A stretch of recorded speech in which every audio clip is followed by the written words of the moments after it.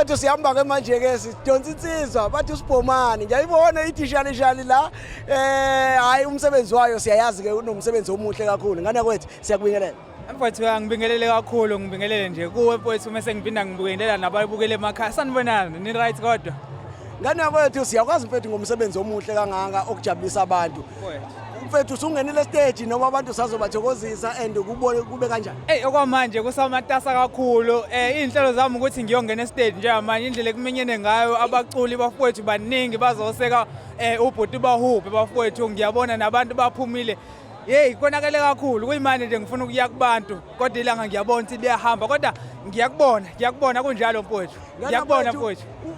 Ubhuti ubahuphe mfethu ukhiphile namhlanje and futhi wenzile i-event wayesemnika ithuba ukuthi nani nizomeseka bafowethu amazinto ongadlulise kuyena. Kubhuti bahuphe nje mina ke ngokwami ngicela nje ukubonga kakhulu kubhuti bahuphe ngithi nje khawazela ngoba kulomsebenzi esikhuluma ngawo sithi uyaphuma namhlanje.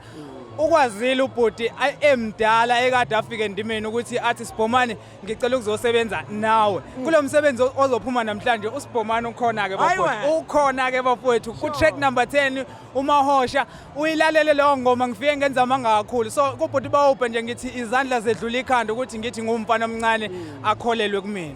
Kawela kithi mfethu abafisa ukuchecka wakho music and also abafisa ukulandela inkundleni zokuxhumana bakuthola kanjani. Bafowethu kulula kakhulu ngiyazicelela ngiyazithoba ningizimu Afrika kuzona zonke nje indawo bafowethu ningilandele ku Facebook ngikhona uSibhomane mfana ukhona Ngcobo ku TikTok nakhona futhi nizongithola niyazi ukuthi lapha ku TikTok cha angidlali ke bafowethu lapha uzofika ukuthi nje Sibhomane 0 noma uthi Sibhomane uzobona kunama flag lapha ulandele kunama flag lase South Africa uma uthenje Sibhomane uzobona kune flag lase South Africa ebese uyalandela kuzobe kuyimi lo noPopayi ohleka uthi hey yes kana kithi no siyabonga kakhulu isikhathi sakho. Bonga mina kakhulu thank you bafowethu. Umsebenzi omuhle kangaka wenziwa ilensizwa uyancomeka wenza sure ukuthi uyawulandela inkundleni zokuxhumana ikakhulukazi wonke nje amaciko mfethu walandele kwinkundla zokuxhumana ukuze uzibonele ukuthi asikhuluma manga uma sithi bayashaya.